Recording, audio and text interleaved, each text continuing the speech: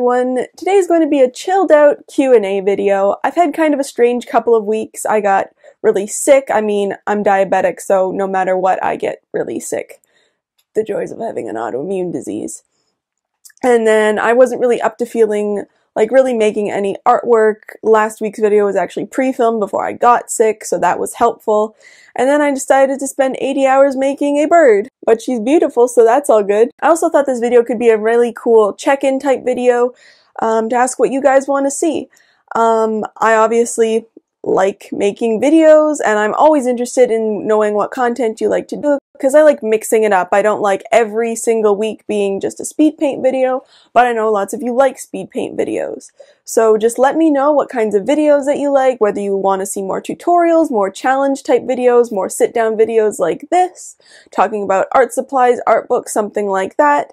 Just let me know what kinds of content you enjoy seeing in the comments. That would be really helpful for me so that I know what kinds of stuff you guys like to watch so I can make that.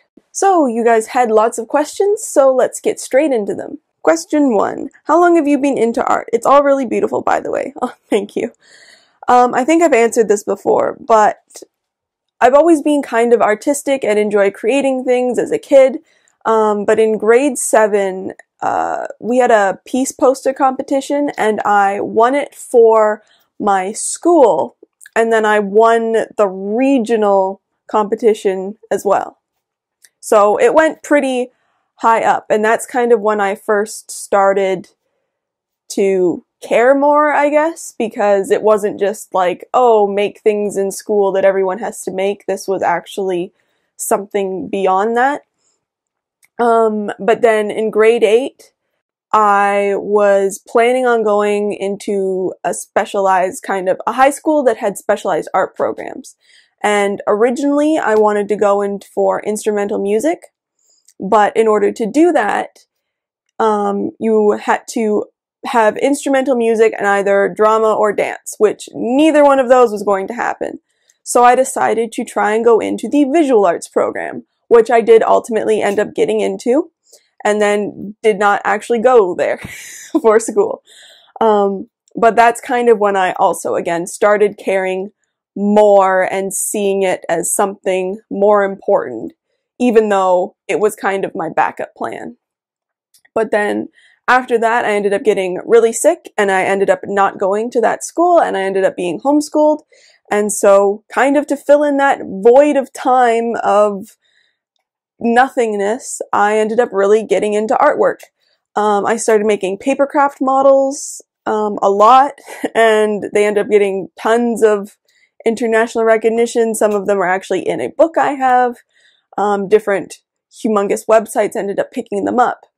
And so that's kind of what started me posting artwork online. And then in that period, that's also when I started Studio of MM, and that's kind of what has continued. It's translated into making more traditional watercolor type artwork, not so much 3D models and stuff. And yeah, and obviously now YouTube videos is another extension of that, and it's just kept growing, and hopefully it will continue to grow. And yeah, so that's the answer to that one. Next one. Looking forward to the video. What is your favorite Star Wars character, and what is your favorite thing to draw? For Star Wars character, I'd say it's a really close tie between Ahsoka and Sabine. I mean, clearly. Sabine, obviously, I have a soft spot for because I cosplay her, and she is the only visual artist in the Star Wars universe.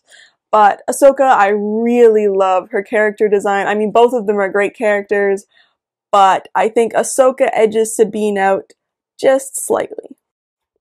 And as for my favorite thing to draw, portraits. I mean, portraits and people. That's what I think of. So when I'm thinking of designs or like new pieces of artwork, I never like think of a landscape. It's always revolving around a person. I don't know, people just have everything I like to draw. I like to draw hair, facial features, all of that stuff. So people and portraits are my favorite thing. I'm new into watercolor, so I want to ask, what was your first experience with them? And did you have any tips for beginners? Greetings from Mexico. I love your videos. Oh, hi. That's awesome. My first experience with them. I'm sure there was like times when I was a kid, but the first thing that I can think of is I tried this like super powdery watercolor set on a Professor Layton drawing. I don't even know if I have that or have pictures of it, but that didn't go too well.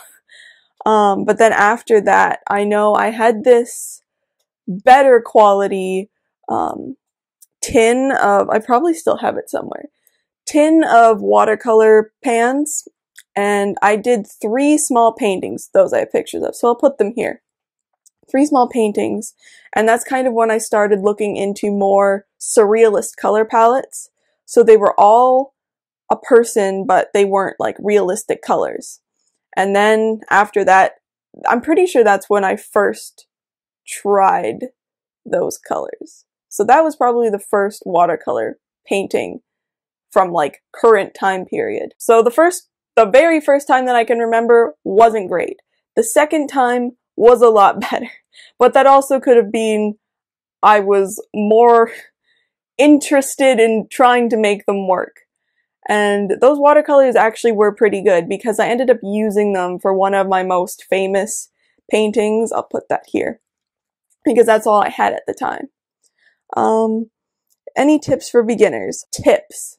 I'd say mess around with the paint, which I know is like possibly a strange thing, but that's really the only way that you can figure out how watercolor works. Like how much water you need to add to the paints and how to get different effects, like how you blend the colors together or splatter them on the page. Just really mess around with the paints. You don't even necessarily have to draw anything. Just like get a piece of paper and start putting paint on it and messing around with it and seeing how they mix, and all of that kind of stuff.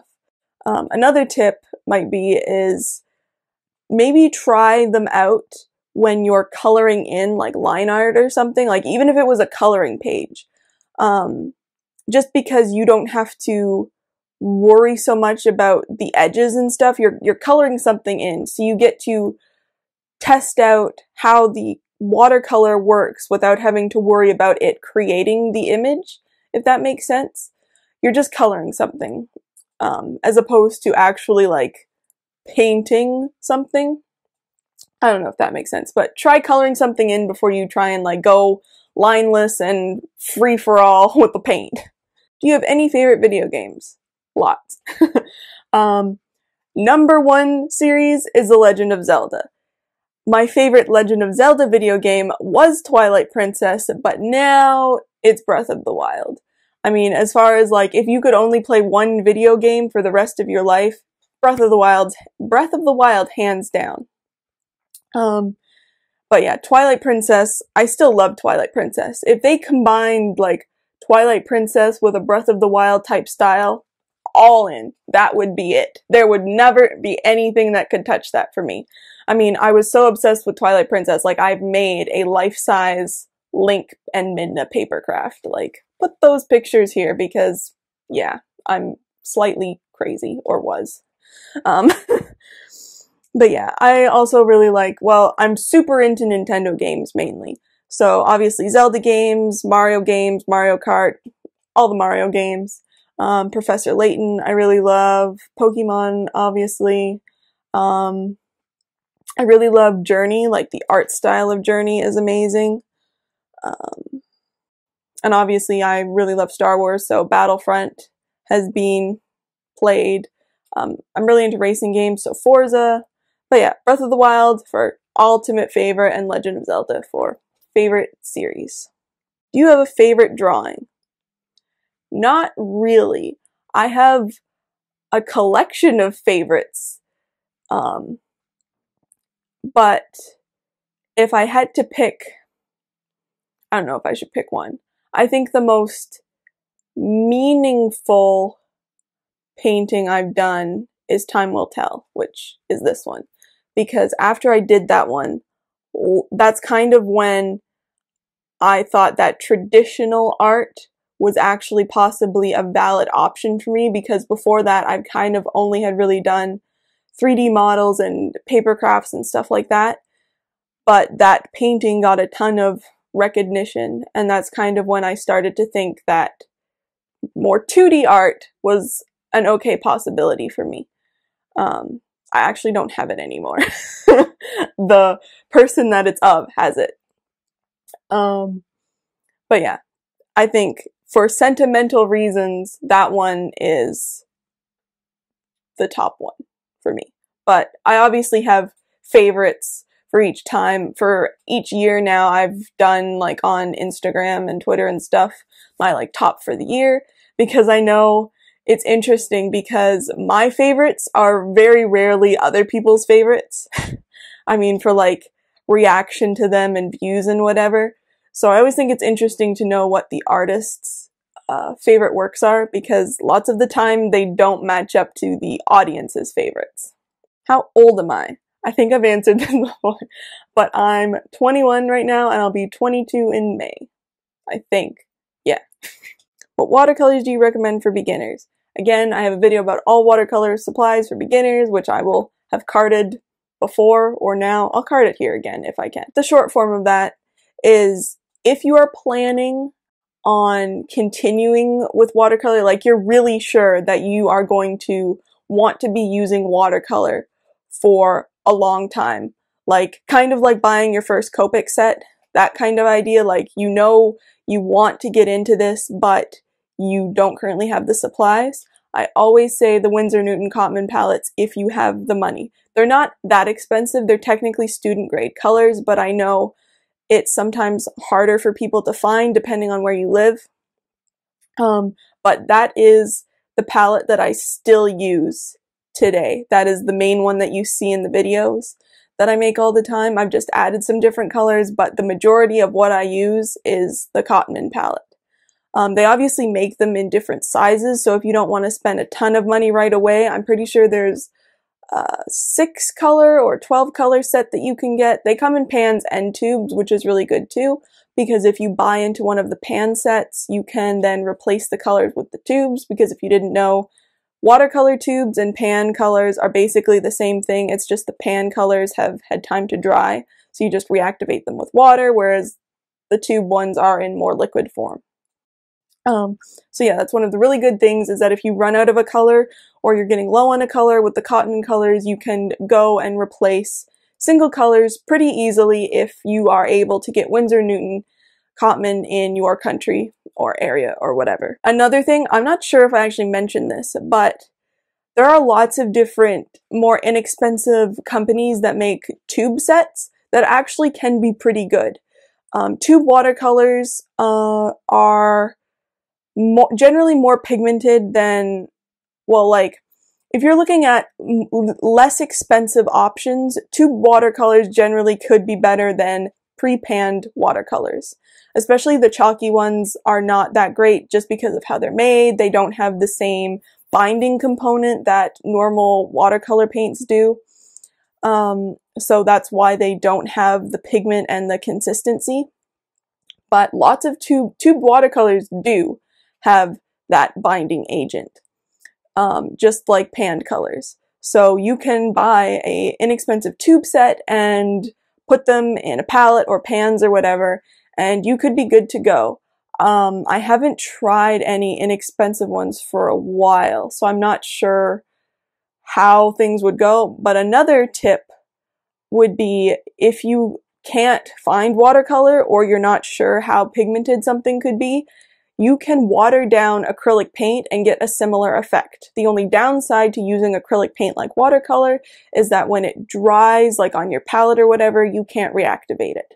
But as far as pigment goes, it's a really great option, because obviously acrylic paint is not translucent like watercolor paint, so when you water it down, you're going from like a shock pigmentation down to watercolor, whereas opposed to watercolor is already made to be translucent, and sometimes that could be too translucent for people. Hopefully that answered that question. What do you do outside of YouTube? Are you a graphic designer for any company? Well, Studio of MM is my business. It's my main project, I guess you could say, and obviously there's lots of things within Studio of MM that I do. So obviously one of them is my YouTube channel. Then a part of that is from my videos, lots of the artwork I make becomes prints for my Redbubble store and also my personal store. I sell lots of my original artwork that I make for videos and other just random paintings I make to sell. I do commissions, I've done tattoo designs, I'm looking at broadening kind of the commission sector of stuff, maybe offering something more than just traditional type artwork, maybe more something like props, since I really enjoy making those, and paper light boxes, stuff like that. I also do freelance photo editing for a company. So there's lots of different jobs and side jobs within things, but that's what I'm up to right now outside of YouTube, but everything is pretty connected still within art and creating things, like creativity, I guess you could say. What's your favorite painting so far in 2018? I would say Heavy Metal Lover, just because it's one of my favorite styles to create.